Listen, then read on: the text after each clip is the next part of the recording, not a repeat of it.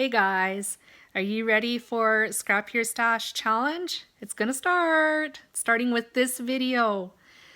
I just have a few things to share with you really quickly. First of all, this challenge is for paper crafters only.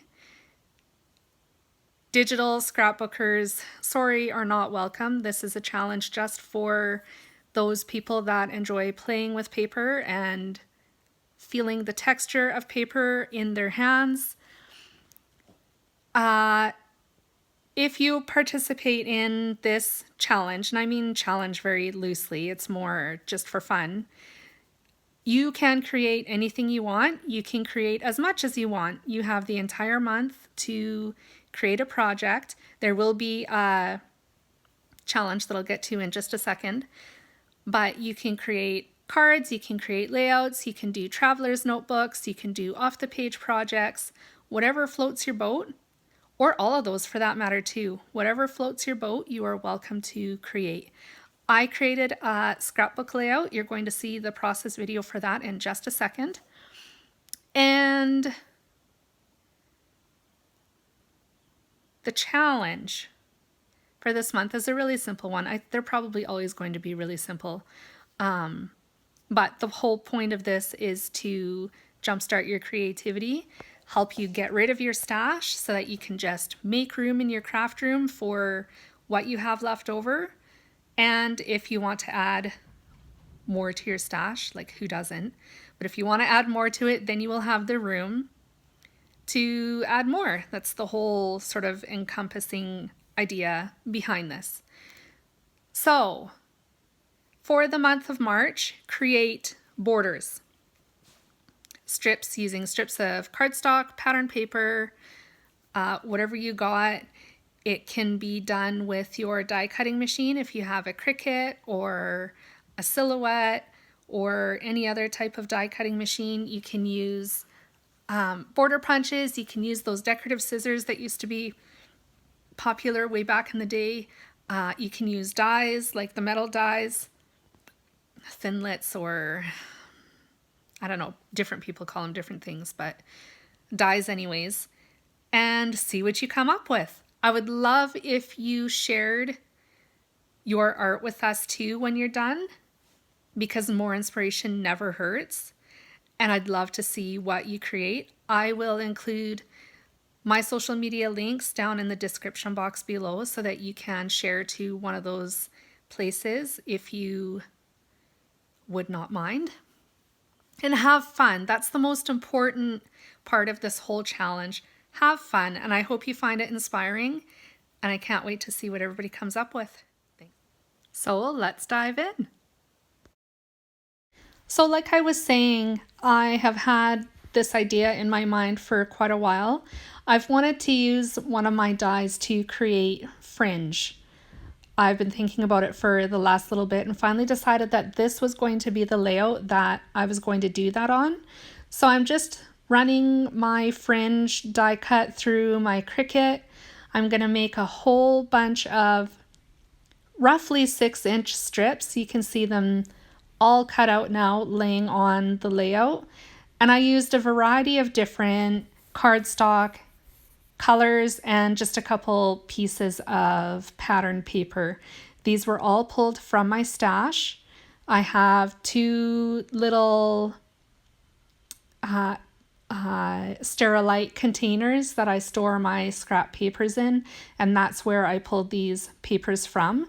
So I have a light pink, a peach, dark and light purple, green, and then there's a blue and a teal.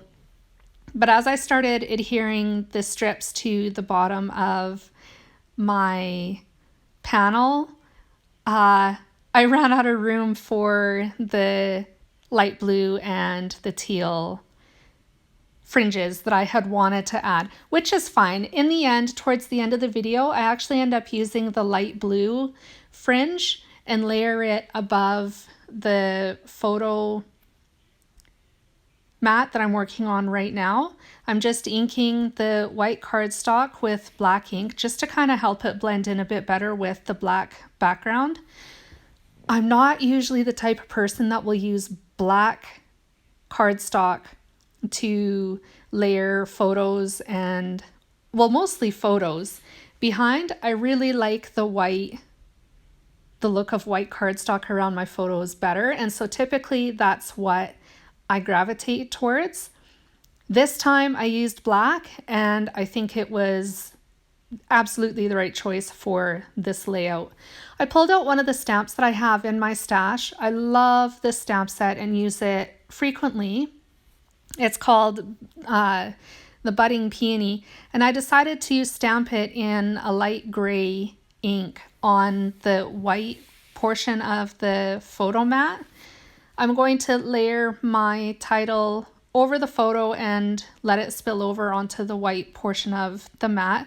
You saw me playing around with it in just a minute ago. I cut the title from scrap paper as well and used my Cricut to do that. So I've also had this idea for a little while too, and that's taking a title, splitting it into 2 words, and converting one of the words or part of the title into cursive and leaving the rest of the title just a regular font, essentially. So that's what I did here. I finally tried it out just to see what it looked like, and I love the way that it looks. I'll be doing this again. It's a fun way to create a title, especially when you use words that are 2 words put together. What's the proper term for that? Like in conjunction? I think probably that's the term that I'm looking for. Anyways, I'm not an English teacher by any means, but words that are conjunctions, if I am correct, work perfectly for this idea. I also had an idea to put a little dot. I used just a black enamel dot to separate the 2 words, even though it is 1 word, and make it just a teensy bit longer. I knew that I wanted to use up that gold paper clip as well, heart. I had 1 left. I've kind of been using them in my layouts in the last couple of days. I had 3, and now I'm just using the last one. So I popped that onto the photo near the bottom, and I'm playing around with some more stamps, adding some florals and some leaves. I'm going to stamp them in intense black ink. It is alcohol marker friendly. I'm going to color the images in as well, and I'm using that so that the ink doesn't bleed when I color. So I'm just getting all of my stamping done first, and then I'll pull out the markers that I plan on using.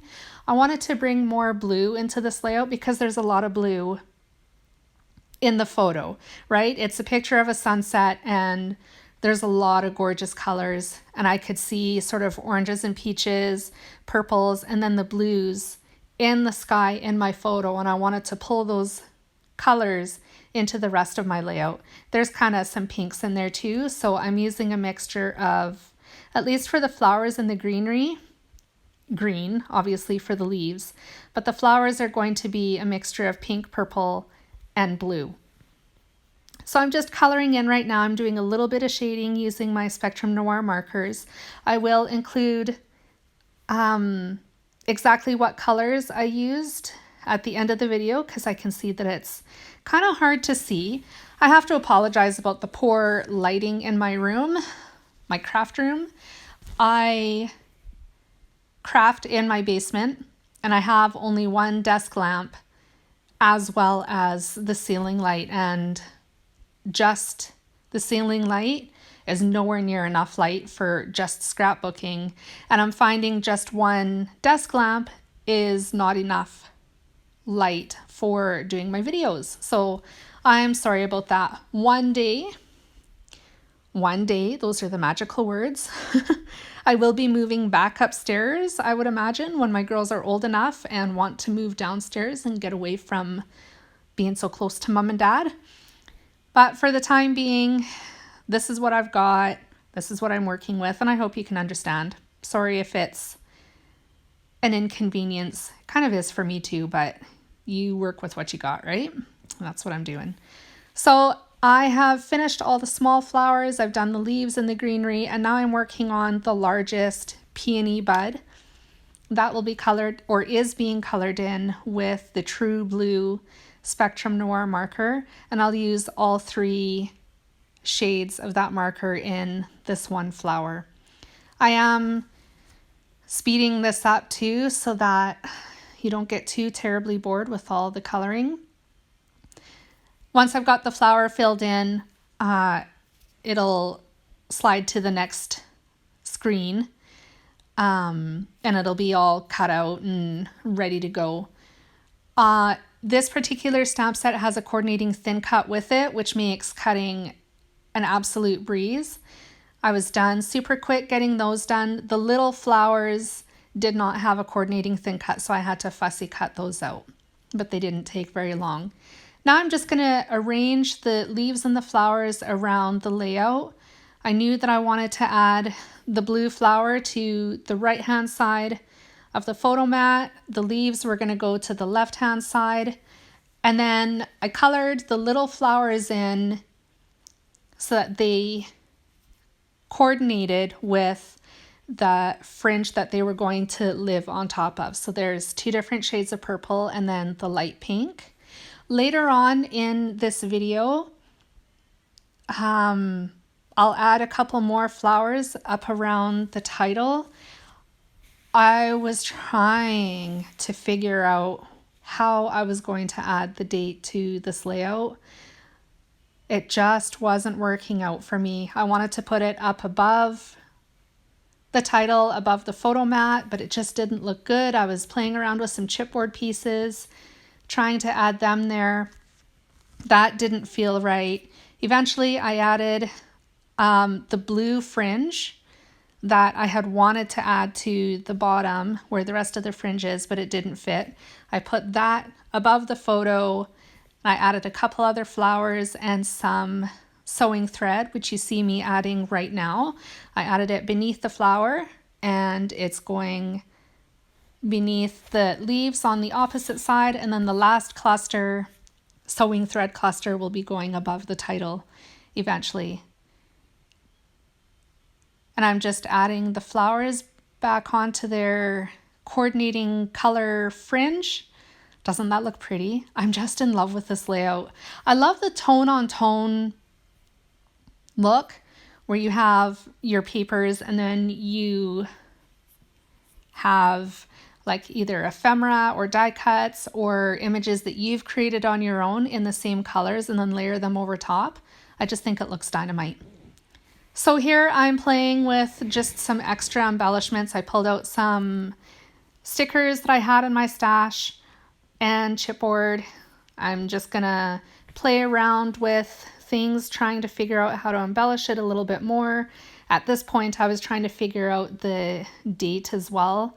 I ended up just stamping the date next to the big blue flower in black ink. I knew that below the title, I wanted to add some sort of phrase, whether it was stamped with my alpha stamps or a sticker. I didn't know what it was going to be. I had the word tranquil in my head. I wasn't necessarily sure I wanted to use that or not. In the end, I used Tim Holtz clippings, I believe it's called, phrase sticker. Added that below the title. There you can see me playing with them now. I had 2 that I really liked and I didn't know which one I liked better. So I ended up going in the end with the longer one. I liked it a little bit better. I'm just going to stick that down right now. I found a really cute mint colored chipboard flower that I'm just going to adhere behind the blue flower. And it's at this point, I think I finally decided that I was going to add the 2 other flowers up above the title. Oh, before that, I pulled out my clear shimmer brush that is from Close to My Heart and filled in the title with a little bit of shimmer. You're not going to be able to see it in the layout, but it is there. So pretty. And now here I stamped the 2 extra flowers, and I'm going to color them in really quick. I will fussy cut them out, and then I will adhere them to the top left hand of the photo mat. And pretty well with that, this layout is complete. I'm just going to add, like I said, that last little bit of sewing thread. I used blue sewing thread in this layout just to pull out some more of that blue. And yeah, with that, this layout's pretty well done. So what do you think? I used a lot of scraps in this layout. I'm so proud of myself for making use of a lot of the stuff that I had in my stash. And I'd love to see what you come up with using the scraps from your stash. Thanks for joining me, guys. I will see you again very, very soon. Bye.